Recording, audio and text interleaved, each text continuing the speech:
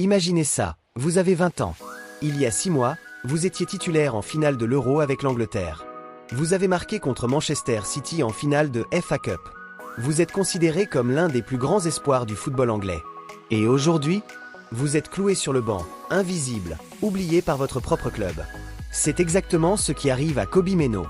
Et mes amis, cette histoire va bien au-delà d'un simple joueur mis de côté.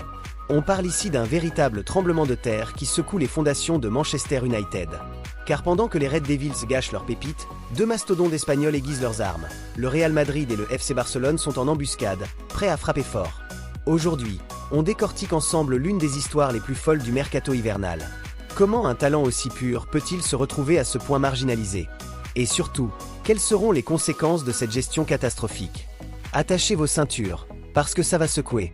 Pour comprendre l'ampleur du drame actuel, il faut d'abord revenir sur le parcours incroyable de Kobbie Mainoo. Né le 19 avril 2005 à Stockport, dans la banlieue de Manchester, ce gamin a Manchester United dans le sang. Formé à l'académie du club dès son plus jeune âge, il incarne parfaitement ce que les supporters adorent. Un pur produit maison, un amour inconditionnel pour le maillot rouge. Sa première apparition professionnelle? C'était en janvier 2023, lors d'un match de Coupe de la Ligue contre Charlton Athletic. Une victoire convaincante. Mais le véritable déclic, c'est lors de la saison dernière qu'il s'est produit. Après avoir surmonté une blessure qui l'a écarté des terrains pendant plusieurs mois, Mainoo a littéralement explosé sur la scène. Février 2024, son but sensationnel contre les Wolves, une frappe enroulée du gauche qui fait le tour d'Internet. Le but du mois en Premier League, rien que ça. Puis vient ce moment magique contre Liverpool à Old Trafford, où il orchestre le milieu de terrain avec une maturité déconcertante pour son âge. Mais le summum, le chef-d'œuvre absolu, c'est cette finale de FA Cup en mai 2024 contre Manchester City. Alors que tout le monde croyait City invincible, Mainoo délivre une prestation majestueuse. Il marque même le but de la victoire après une action collective sublime, impliquant Marcus Rashford et Bruno Fernandes. Ce jour-là, à seulement 19 ans, il devient une légende à Old Trafford. Et ce n'est pas tout. Convoqué par Gareth Southgate pour l'Euro 2024, il ne se contente pas de faire de la figuration. Non, Mainoo s'impose comme titulaire indiscutable au milieu de terrain de l'Angleterre, disputant tous les matchs à élimination directe, y compris la finale perdue contre l'Espagne. Pour un joueur de son âge, c'est tout simplement hallucinant. À ce moment-là, tout le monde s'accorde à dire que Manchester United tient son futur capitaine, le pilier de son milieu de terrain pour la décennie à venir. Les experts le comparent déjà au plus grand. Son profil technique, sa vision du jeu, sa capacité à conserver le ballon sous pression, tout y est. Le football anglais a trouvé son nouveau joyau. Et puis, novembre 2024. Ruben Amorim débarque à Manchester United en provenance du Sporting Portugal. Un entraîneur réputé, moderne, tactiquement brillant. Les supporters sont enthousiastes. Mais très vite, quelque chose cloche. Quelque chose de profondément anormal. Amorim arrive avec son système fétiche, le 3-4-2-1. Une formation rigide qu'il refuse catégoriquement de modifier, quelles que soient les circonstances. Le problème? Ce dispositif ne comporte que 2 milieux de terrain. Et dans l'esprit d'Amorim, ces 2 places sont déjà prises. Bruno Fernandes, le capitaine, et Manuel Ugarte ou Casemiro selon les matchs. Pour Mainoo, c'est le début du calvaire. Non pas parce qu'il manque de qualité, mais parce qu'il n'entre tout simplement pas dans les plans tactiques du nouveau boss. Amorim estime qu'il n'est pas assez défensif pour remplacer Casemiro, et que Bruno Fernandes est intouchable dans le rôle plus offensif. Regardez ces statistiques, elles donnent le vertige. Depuis le début de la saison, Kobbie Mainoo a disputé seulement 10 matchs de Premier League. Tous en sortie de banc. 0 titularisation. Pas une seule. En tout et pour tout, il a joué 183 minutes en championnat sur 15 journées. C'est à peine 12 minutes par match en moyenne. Et le pire, c'est qu'il n'est même pas systématiquement sur le banc. À 4 reprises, il n'a même pas été convoqué dans le groupe, réduit au statut de simple spectateur. Pour un joueur qui, 6 mois plus tôt, était titulaire en finale de l'Euro, c'est une humiliation publique. Sa seule et unique titularisation cette saison? Un match de Carabao Cup contre Grimsby Town, une équipe de 4e division. Et encore, United s'est fait éliminer. Symbolique, non? La situation atteint son paroxysme début décembre. Lors d'une conférence de presse, un journaliste interroge Amorim sur l'absence persistante de Mainoo. La réponse du Portugais? Un sourire nerveux, presque moqueur, avant de lâcher cette phrase qui a mis le feu aux poudres. « Je comprends, vous adorez Kobbie. Mais ça ne signifie pas que je dois le faire jouer quand je pense que je ne devrais pas. C'est ma décision. » Ce rire, ce ton condescendant, c'est la goutte d'eau qui fait déborder le vase. Les supporters sont furieux. Les légendes du club sortent du bois. Paul Scholes, figure emblématique de United, n'y va pas par 4 chemins dans un message Instagram qu'il supprimera plus tard. Connerie. Ce gamin est en train d'être ruiné, pas utilisé dans une équipe incapable de contrôler un match de football. Scholes va encore plus loin dans un podcast. On se débarrasse de joueurs qui aiment le club, c'est hallucinant. Kobe doit partir. Si j'étais son agent, je lui dirais, on te sort de ce club. C'est triste à dire, mais c'est la vérité. Lors du match contre Wolves, quand Meno entre en jeu à la 78e minute alors que United mène déjà 3-1 contre la Lanterne Rouge, l'ovation qu'il reçoit en dit long. Les fans scandent son nom. Ils veulent voir leur joyau briller. Mais Amorim reste sourd à ses appels. Plus inquiétant encore, selon le Télégraphe, des figures internes au club sont très mal à l'aise avec la gestion d'Amorim. Si les dirigeants avaient soutenu les décisions concernant Rashford et Garnacho, le cas Meno est différent. C'est un produit de l'académie, un symbole de l'identité du club. Le toucher, c'est toucher à l'ADN même de Manchester United. Face à cette situation absurde, Kobe Meno n'a pas d'autre choix, il veut partir. Et devinez quoi? Il n'aura que l'embarras du choix. Car en coulisses, c'est une véritable guerre qui se prépare. Pas moins de 12 clubs européens auraient manifesté leur intérêt. Oui, vous avez bien entendu, 12. Le premier club à dégainer? Naples. Le club italien, champion en titre de Serie A, surveille le dossier depuis l'été dernier. Antonio Conte, l'entraîneur napolitain, est un admirateur de longue date. Et il a un argument massue, Scott McTominay. L'ancien milieu de United, parti à Naples à l'été 2024, y réalise une saison extraordinaire, s'imposant comme un titulaire indiscutable. Pour Meno, l'exemple McTominay est parlant. Un joueur marginalisé à United qui retrouve toute sa splendeur dans un autre contexte. Naples représente une opportunité en or, du temps de jeu garanti, un championnat compétitif, la Ligue des Champions. De quoi relancer une carrière qui stagne dangereusement. Mais la Premier League ne compte pas laisser partir son talent aussi facilement. Chelsea, Manchester City, Tottenham, Newcastle, Leeds et même Everton sont cités parmi les prétendants. Pour Chelsea notamment, le profil de Meno correspond parfaitement au projet de rajeunissement du club. Les Blues ont déjà montré leur capacité à attirer de jeunes talents anglais prometteurs. Le Bayern Munich apparaît également dans la liste. Selon Christian Falk, journaliste spécialisé dans l'actualité du club bavarois, les dirigeants allemands suivent la situation de près, bien que Meno ne soit pas leur priorité absolue pour le moment. Mais si l'opportunité se présente, il pourrait frapper vite. Et puis il y a l'Espagne. Plus précisément, les deux géants de la Liga, le Real Madrid et le FC Barcelone. Et là, on parle d'un tout autre niveau d'ambition.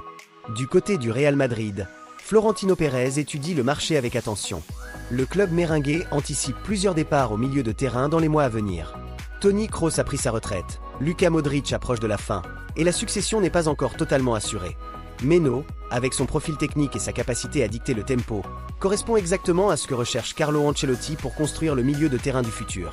Selon Defensa Central, un média madrilène, il faut le dire, connu pour avoir un billet pro-Real, Meno aurait même une préférence claire pour le Santiago Bernabéu. L'appel du club le plus titré d'Europe, la perspective de jouer aux côtés de Vinicius Junior et Jude Bellingham, c'est un rêve pour n'importe quel jeune joueur.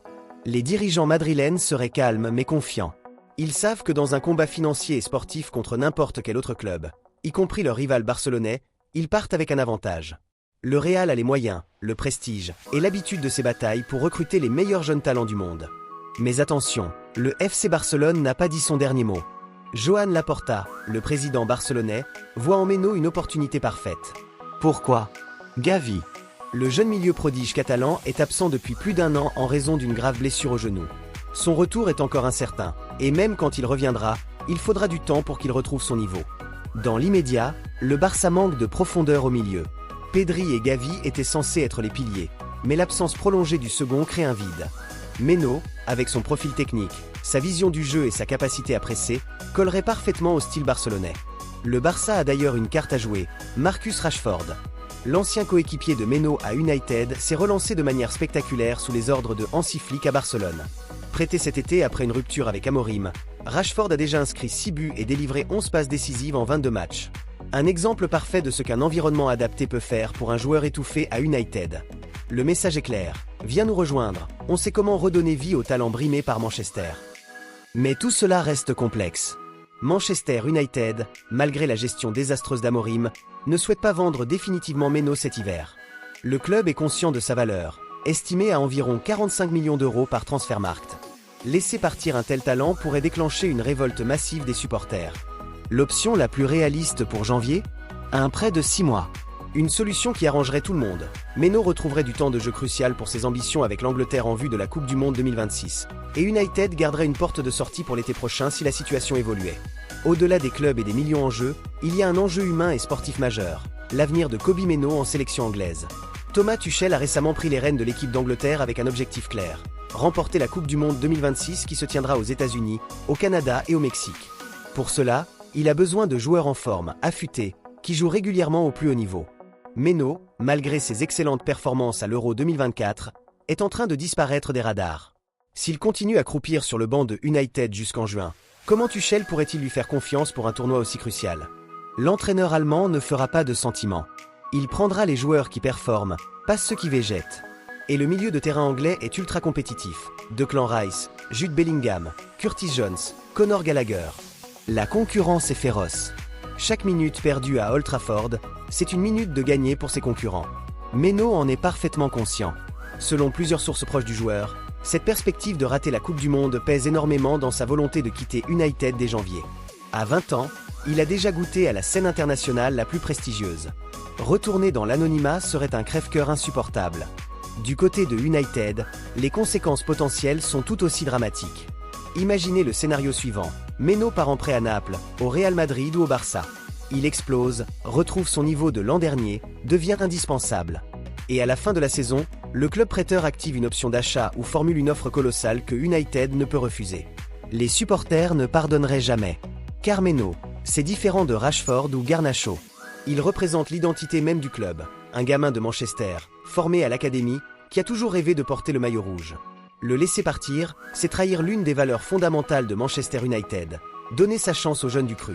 Paul Scholes l'a dit, si Mainoo brille ailleurs et que United végète, la réaction sera féroce. On parle de l'un des joueurs les plus prometteurs de sa génération. Le remplacer coûterait une fortune, sans garantie de trouver mieux. Manchester United a déjà commis des erreurs similaires par le passé. Paul Pogba, formé au club, laissé partir à la Juventus avant de revenir pour 105 millions d'euros. Un gâchis monumental, tant financier que sportif. Avec Mainoo, c'est encore pire, car il est anglais, donc pas de question de quota ou d'adaptation culturelle. C'est un talent local, prêt à servir le club pendant 15 ans. Le gâcher serait impardonnable. Mais au-delà des enjeux sportifs, c'est toute l'ambiance interne du club qui est en train de se dégrader. Et Kobbie Mainoo est devenu le symbole de ce malaise. Selon plusieurs sources médiatiques, notamment The Athletic, certains joueurs de l'effectif ne comprennent pas la gestion d'Amorim. Des coéquipiers de Mainoo, également issus de l'académie comme Alejandro Garnacho, avant son départ, et Marcus Rashford, idem, se sentiraient frustrés pour lui. Ces joueurs estiment qu'un moment aussi crucial dans le développement d'un footballeur est en train d'être gaspillé. À 20 ans, Mainoo devrait être sur le terrain, progresser, affronter les meilleurs joueurs du monde chaque week-end. Au lieu de ça, il végète, regarde ses coéquipiers jouer, sans explication claire. Le cas devient un sujet de discussion dans les vestiaires. Certains se demandent, si ça peut arriver à Mainoo, ça peut nous arriver à nous aussi. Ce climat de méfiance n'est jamais bon pour la cohésion d'un groupe. Selon The Telegraph, des figures internes au club sont très mal à l'aise avec la tournure que prend la situation. Ils craignent l'impact à long terme, un précédent dangereux qui ferait fuir les futurs talents de l'académie. Pourquoi rester à United si, même après avoir brillé, on vous met au placard au moindre changement d'entraîneur? Amorim, de son côté, tente de se justifier. Il répète en boucle qu'il aligne les meilleurs joueurs pour gagner, sans considération pour les noms ou le statut. Il évoque également son système en 3-4-2-1, expliquant que Mainoo ne correspond pas parfaitement aux deux rôles du milieu à deux. Pour le rôle défensif, il préfère Manuel Ugarte ou Casemiro. Pour le rôle plus créatif, Bruno Fernandes est intouchable. Et quand on lui suggère de passer à un milieu à 3 pour intégrer Mainoo, il refuse catégoriquement. Son système est sacré, non négociable. Mais cette explication ne convainc personne. Ugarte est en difficulté depuis son arrivée. Casemiro, malgré quelques bons matchs récents, n'est plus le joueur dominant qu'il était au Real Madrid. Et Bruno Fernandes, bien que talentueux, n'a jamais excellé dans un rôle aussi bas sur le terrain. Les observateurs, les anciens joueurs, les supporters, tous disent la même chose. Mainoo devrait jouer. Point final. Alors, que va-t-il se passer lors du mercato hivernal qui s'ouvre dans quelques jours? Plusieurs scénarios se dessinent. C'est l'option la plus probable. Mainoo quitterait United pour un prêt de 6 mois dans un club de premier plan. Naples, Chelsea ou Bayern Munich seraient les destinations prioritaires.